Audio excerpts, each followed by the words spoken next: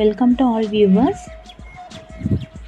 இன்றைக்கி எங்கள் வீட்டு மாடியில் ஒரு சின்ன தோட்டம் போட்டிருக்கேன். அந்த தோட்டத்தை பற்றி தான் இந்த வீடியோவில் நான் சொல்ல போகிறேன். நான் மாடியில் தோட்டம் ஆரம்பித்து கிட்டத்தட்ட 3 வருஷம் ஆகும்போது, ஆனால் இது வரைக்கும் பீக்கங்காய் செடி, புடலங்காய் கொடி நல்லாவே வந்ததில்லை. சரியான பாட் மிக்சிங், மண்ணோட அளவு, உரத்தோட அளவு இதெல்லாம் சரியாக இல்லாததுனால தான் அது நல்லா வரலன்னு நான் நினைக்கிறேன். ஆனால் இப்போது இந்த தடவை ட்ரை பண்ணி நல்லாவே வந்திருக்கு. ஃபஸ்ட் டைம் புடலங்காய் வந்து இந்தளவுக்கு எங்கள் வீட்டு மாடியில், அதுவும் மாடியில் இந்தளவுக்கு வந்திருக்கு. நிறைய பேர் நல்லா ட்ரை பண்ணிகிட்ருக்காங்க மாடி தோட்டம். ஆனால் இதில் எனக்கு எக்ஸ்பீரியன்ஸ் அவ்வளோவா கிடையாது.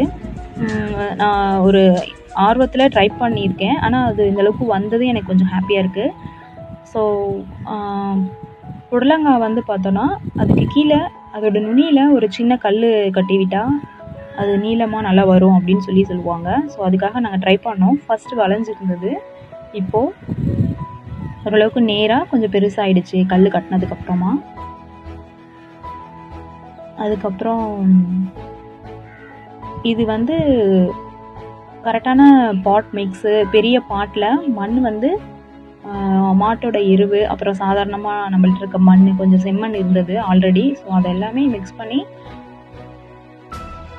போட்டிருக்கனால ஓரளவுக்கு நல்லா வந்திருக்கு. அடுத்து பீக்கங்காய் பார்த்தோன்னா, பீக்கங்காயும் இது வரைக்கும் இதுக்கு முன்னாடி வச்சுருக்கேன். ஆனால் ரொம்ப சின்ன சின்னதாக வரும். இப்போ தான் ஓரளவுக்கு கரெக்டாக பெரிய சைஸில் கடையில் வாங்குற மாதிரி வந்திருக்கு. ஃபஸ்ட் டைம் எங்கள் வீட்டில் வந்திருக்கு இந்த மாதிரி. இதுக்கு வந்து வெளியிலேருந்து நாங்கள் உரம் எதுவுமே வாங்க மாட்டோம். என்ன கிடைக்குதோ வீட்டில் இருந்து வரக்கூடிய காய்கறி கழிவுலேருந்து உரம் தயாரிக்கிறது, அது கொஞ்சம் வீக்லி ஒன்ஸ் போடுவோம். அதுக்கப்புறம் புளிச்ச மோர் கரைசல் வந்து வீக்லி ஒன்ஸ் நான் கொடுப்பேன். அதில் ஸ்ப்ரே பண்ணி விடுவேன். அதுக்கப்புறம் பூச்சிலாம் வராமல் இருக்கிறதுக்கு வேப்ப இலை அரைச்சி அந்த தண்ணி நான் வந்து ஸ்ப்ரே பண்ணி விடுவேன். அதனால் கொஞ்சம் எறும்பு தொல்லை, பூச்சி தொல்லையெல்லாம் இல்லாமல் இருக்கும்.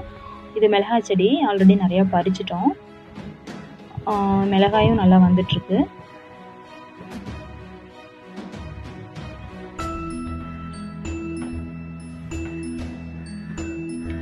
அதுக்கப்புறம் தக்காளி செடி நான் வந்து அதே மாதிரி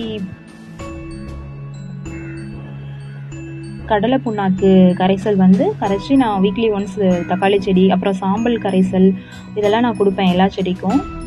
இது வந்து வீட்டில் இருந்து டெய்லியும் எடுக்கிற காய்கறி கழிவுகள். இது வந்து நாங்கள் தனியாக போட்டு வச்சுருவோம். அதுக்கப்புறம் மேலே ஒரு லேயர் மண் போடுறதுக்காக நான் ரெடியாக வச்சுருக்கேன். ஸோ ஒரு லேயர் நம்ம காய்கறி கழுவி போட்டோம்னா அதுக்கு மேலே ஒரு லேயர் மண் போடணும். இது ஆல்ரெடி உரம் தயாராகிடுச்சு. ஸோ இதை நம்ம ட்ரை பண்ணி ஜலிச்சு எடுத்துக்க வேண்டியது தான். ஸோ இதில் தானாகவே சில செடிகள்லாம் வரும், தக்காளி செடி, பூண்டு செடி இந்த மாதிரி. ஸோ அதை நான் என்ன பண்ணுவேன்னா, யூஸ்ஃபுல்லான செடி வந்தாவே புது பாட்டில் மாற்றி வச்சு நான் அதை யூஸ் பண்ணிக்குவேன். தானாக அந்த செடி வந்து நல்லாவே காய் கொடுக்கும். ஸோ அதனால் நான் அதை வேஸ்ட் பண்ணாமல் யூஸ் பண்ணிக்குவேன். இப்போ தான் நான் வந்து கத்திரிக்காய் செடி, வெண்டைக்காய் செடிலாம் இப்போ தான் வந்துட்டுருக்கு.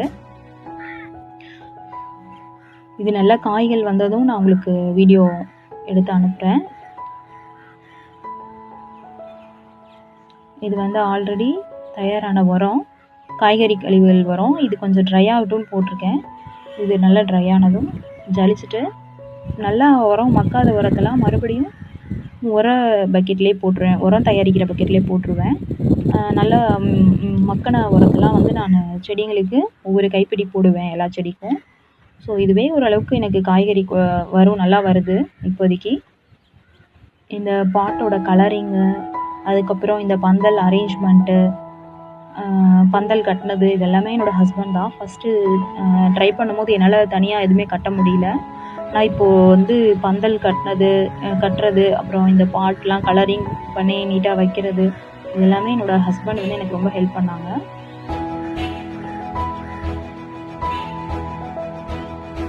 ஏன் பாட்லாம் நாங்கள் கலர் பண்ணியிருக்கோன்னா, டிரான்ஸ்பரண்ட்டாக இருந்தது இதுக்கு முன்னாடி. இது ஆர்வம் வாட்டர் கேன் தான், டிரான்ஸ்பரண்ட்டாக இருந்தது. அப்படி இருக்கும்போது டைரெக்டாக அதோட வேரில் சன்லைட் படும்போது அது வந்து கொஞ்சம் செடியை அஃபெக்ட் பண்ணும்.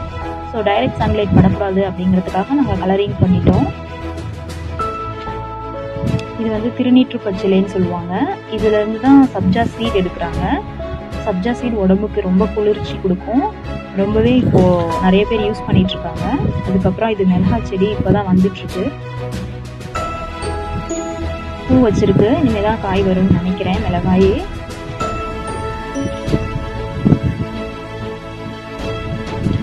நான் பெரண்டை செடி ட்ரை பண்ணேன்.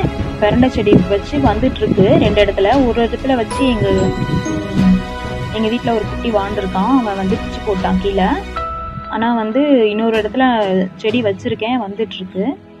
பெரண்டை ஃபஸ்ட் டைம் நான் ட்ரை பண்ணியிருக்கேன். பொதுவாகவே மாடி தோட்டம் வச்சுருந்தோன்னா அது எந்தளவுக்கு நம்ம க்ளீனாக மெயின்டைன் பண்ணுறோம் அப்படிங்கிறது ரொம்ப முக்கியம். ஏன்னா இப்போ மழை சீசன் அப்படிங்கிறனால ஏதாவது பிளாஸ்டிக் பேப்பர்ஸு, டப்பா ஏதாவது இருந்ததுன்னா மழை தண்ணி தேங்கியிருக்கான்னு நம்ம அடிக்கடி செக் பண்ணணும். வீக்லி ஒன்ஸ் நம்ம அதை செக் பண்ணி க்ளீன் பண்ணிகிட்டே இருக்கணும். மழை வந்தால் உடனே நம்ம வந்து செக் பண்ணணும். ஏன்னா டெங்கு கொசு வந்து அந்த மாதிரி தேங்கி இருந்தால் க்ரியேட் ஆகும் அப்படிங்கிறது உங்களுக்கு ஆல்ரெடி தெரியும். இது வந்து வெர்டிக்கல் கார்டனிங் ட்ரை பண்ணோம் அப்படிங்கிறதுக்காக ஒரு ஆசையில் ட்ரை பண்ணோம். இதை என் ஹஸ்பண்ட் ரெடி பண்ணி கொடுத்தாங்க. இதில் புதினா செடி, அப்புறம் ஃப்ளவர் இதெல்லாம் வச்சுருக்கோம். புதினா வந்து ஃப்ரெஷ்ஷாக தேவைப்பட்டதுன்னா நான் இங்கே வந்து பறிச்சுட்டு போய் யூஸ் பண்ணிக்குவேன். ரொம்ப நல்லாயிருக்கும்.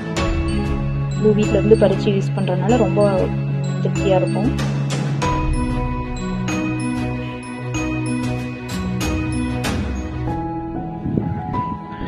தென் இன்னொரு ரெக்வஸ்ட் என்னென்னா, உங்கள் வீட்டுக்கு சுற்றிலும் ஏதாவது முட்டை ஓடு, தொட்டாங்குச்சி, பிளாஸ்டிக் பேப்பர்ஸ் இந்த மாதிரி இருந்தால் அதை வந்து நீங்கள் க்ளீன் பண்ணிடுங்க. இப்போ மழை சீசன் அப்படிங்கிறதுனால டெங்கு கொசு க்ரியேட் ஆகிறதுக்கான சான்ஸ் இருக்குது.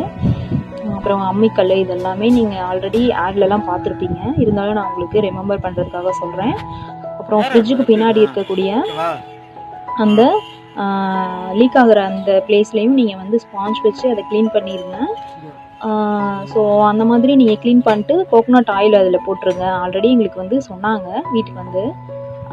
ஸோ அதனால் உங்களுக்கும் யூஸ்ஃபுல்லாக இருக்கணும்னு நான் சொல்கிறேன். ஸோ எங்கள் வீட்டில் ஃபஸ்ட் டைம் நாங்கள் புடலங்காய் அறுவடை பண்ணுறோம். வீடியோ பிடிச்சிருந்தா சப்ஸ்கிரைப் பண்ணுங்கள், கமெண்ட்ஸ் கொடுங்க. To improve our self better. Thanks for வாட்சிங்.